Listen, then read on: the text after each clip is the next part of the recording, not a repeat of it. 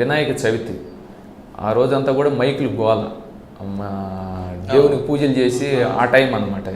నైవేద్యాలు పూజ పునస్కారాలు అన్నీ చేసే టైం.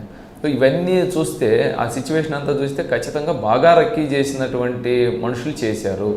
ఈ ఏరియా అయ్యి ఉండొచ్చు, లేకపోతే అదర్ పర్సన్స్ అయ్యి ఉండొచ్చు. రక్కీ అయితే బాగా జరిగి ఉంటుంది. కాబట్టి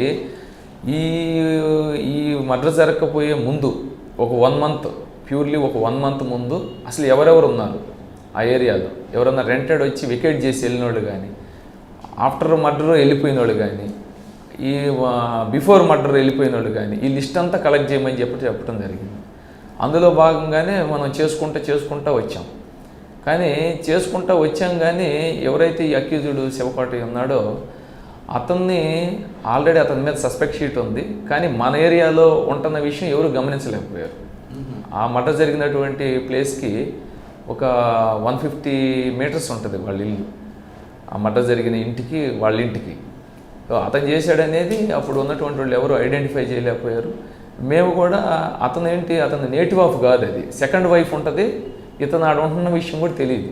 అతను బేసిక్గా కందుకూరు, అక్కడ షీట్ ఉంది, అక్కడ ఉంటున్నారు అని అనుకున్నారు. ఇక్కడ సెకండ్ ఫ్యామిలీతో ఉంటున్నాడు అనే విషయం తెలియదు ఎవరు కూడా.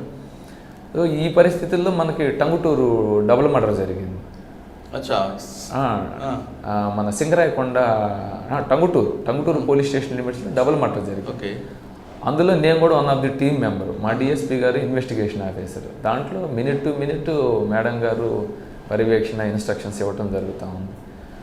ఆ కేసులో ముఖ్యంగా ఎవరు చేశారనే దాని మీద మన ఐటీ కోర్ టీముని పెట్టుకొని మనం ఆ ప్రకారంగా చేసినప్పుడు దాంట్లో ఈ ఇద్దరు అక్యూజ్డ్ మనం ఐడెంటిఫై చేయడం. టంగుటూరు చేసింది టంగుటూరులోనేమో ఇద్దరు చేశారండి, చేంకుట్లో మాత్రం ఒకడే చేశాడు. వీడు కూడా ఉన్నాడు అందులో. ఇక్కడ చేసిన A1 అక్కడ చేసింది అనమాట.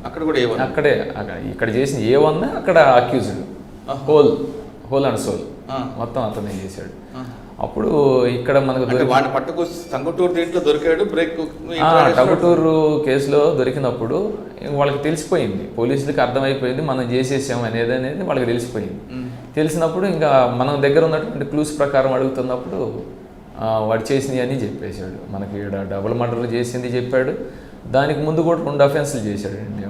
ఒంటరిగా ఉన్నటువంటి లేడీ, ఒక ఆమె బట్టల షాప్ ఉంటుంది, ఆ షాప్లోకి వెళ్తాడు, టీషర్ట్ కావాలని అంటాడు, లోపలికి వెళ్తాడు. ఆమె వెళ్తా ఉంటే వెనక నుంచి హ్యామర్తో కొడతాడు, గోల్డ్ ఆర్నమెంట్స్ తీసుకెళ్ళిపోతాడు. ఆ కేసు సేమ్. దాని తర్వాత కింద కొడుకు కోడలు ఉంటారు, పైన పెద్దోళ్ళు ఉంటారు, వాళ్ళ తల్లిదండ్రులు.